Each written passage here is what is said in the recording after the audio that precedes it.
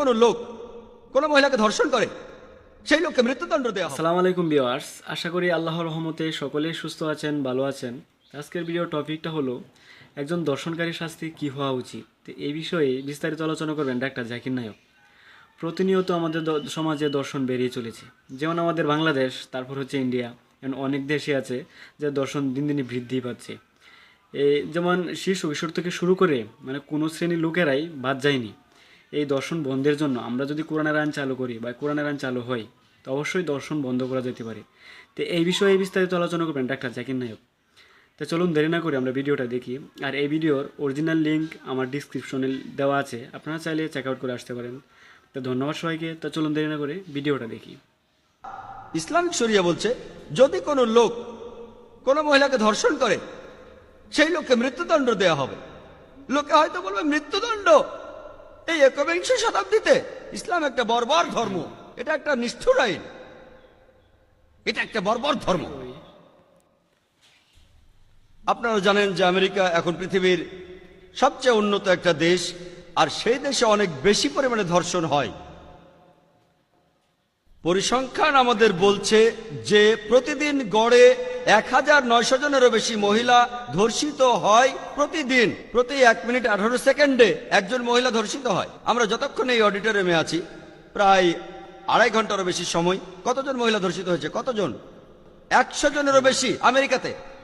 আমি আপনাদের প্রশ্ন করি, যদি আমেরিকাতে ইসলামিক শরিয়া প্রয়োগ করা হয় যে প্রত্যেক পুরুষ যখনই কোনো মহিলাকে দেখবে দৃষ্টি নিচু করবে, মহিলারা সবাই হিজাব মেনে পোশাক পরবে, আর তারপর যদি কোনো পুরুষ কোনো মহিলাকে ধর্ষণ করে তাহলে মৃত্যুদণ্ড। আমি আপনাদের প্রশ্ন করছি, এতে করে কি ধর্ষণের পরিমাণ বেড়ে যাবে? সেটা কি একই রকম থাকবে নাকি কমে যাবে? এটা কমে যাবে, এটাই কার্যকরী আইন। ইসলামিক শরিয়া প্রয়োগ করলে হাতে হাতে ফল। আমি অমুসলিমদেরও এই প্রশ্নটা করেছি যে ধরুন কেউ একজন আপনার স্ত্রী বা আপনার মাকে ধর্ষণ করলো, আর ধরুন আপনি সেখানে বিচারক, ধর্ষক আপনার সামনেই আছে, তখন তাকে আপনি কি শাস্তি দেবেন? আর বিশ্বাস করুন তাদের সবাই বলেছে আমি তাকে মৃত্যুদণ্ড দেব।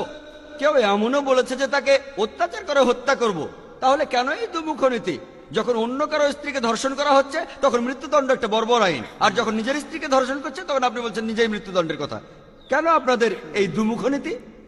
আর আপনারা কি জানেন যে ইন্ডিয়ায় ক্রাইম ব্যুরোর একটা পরিসংখ্যান অনুযায়ী বলা হয়েছে যে প্রতি 54 মিনিটে ইন্ডিয়ায় একটা ধর্ষণের কেস রিপোর্ট করা হয়।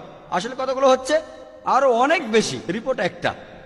আর স্বাভাবিকভাবেই ইন্ডিয়ার হোম মিনিস্টার এল.কে. আদভানি তিনি যেটা বলেছিলেন সেটা টাইমস অফ ইন্ডিয়ার হেডলাইন হয়েছিল। হেডলাইন তিনি বলেছিলেন যে আদভানি বলেছেন ধর্ষণের শাস্তি মৃত্যুদণ্ড, আর আইনে একটা সংশোধনীর কথা বলেছেন। হেডলাইন ছিল টাইমস অফ ইন্ডিয়ায় 1998 সালের 28 অক্টোবরে। মাত্র একদিন আগে 1998 সালের 27 অক্টোবরে তিনি বলেছিলেন যে তিনি চান একজন ধর্ষকের শাস্তি হোক মৃত্যুদণ্ড। আলহামদুলিল্লাহ, ইসলাম যে কথা 1400 বছর আগে বলেছে এল.কে. আদভানি আজ সে কথাই বলছে, আর আমি তাকে অভিনন্দন জানাই। আমি এখানে পলিটিক্যাল পার্টির কথা বলছি না, আমি পলিটিশিয়ান নই, কিন্তু যদি কেউ সত্যি কথা বলে আমি তাকে অভিনন্দন জানাই। আর এই আইন প্রয়োগ করলে নিশ্চিতভাবে ধর্ষণের পরিমাণ কমে যাবে। হতে পারে এর পরের হোম মিনিস্টার হয়তো ইসলামী হিজাবও পালন করতে বলবে। ইনশাআল্লাহ ইন্ডিয়ায় ধর্ষণ পুরোপুরি বন্ধ হয়ে যাবে।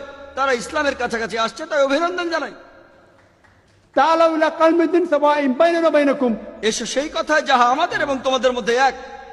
এল.কে. আদভানি বুঝতে পেরেছেন যে ইন্ডিয়ায় ধর্ষণের পরিমাণ বেড়ে গেছে, আর তিনি এখানে ঠিকই বলেছেন যে আইনটা একটু সংশোধনী দরকার, আর ধর্ষকের শাস্তি হওয়া উচিত মৃত্যুদণ্ড। আমি এটার পক্ষে, আমি প্রথম ইন্ডিয়ান হিসেবে আপনাকে সমর্থন করছি। তাই যদি ভালোভাবে দেখেন, ইসলাম ভালো কথা বলার পাশাপাশি আপনাকে দেখিয়ে দেয় কিভাবে ভালো জিনিসগুলো অর্জন করতে হবে। সেজন্য আমি বলি যে সব ধর্মগুলির মধ্যে ইসলাম ভালো কথা বলে, আর সেগুলো অর্জনের পথও আপনাকে দেখিয়ে দেয়। আর তাই আমাকে যদি কোনো ধর্ম পালন করতে হয়, আমি সেই ধর্ম পালন করব যেটা ভালো কথা বলে আর আমাকে দেখিয়ে দেয় কিভাবে ভালোগুলো অর্জন করতে হবে। এজন্যই পবিত্র কোরআনে সূরা আল ইমরানের 19 নম্বর আয়াতে উল্লেখ আছে ইন্নাদ-দীনা ইনদাল্লাহিল ইসলাম। ধন্যবাদ সবাইকে ভিডিওটা দেখার জন্য। দেখা হবে ইনশাল্লাহ নেক্সট কোনো ভিডিওতে ভালো কোনো টপিক নিয়ে। তাই সকলেই সুস্থ থাকেন, ভালো থাকেন। ধন্যবাদ সবাইকে।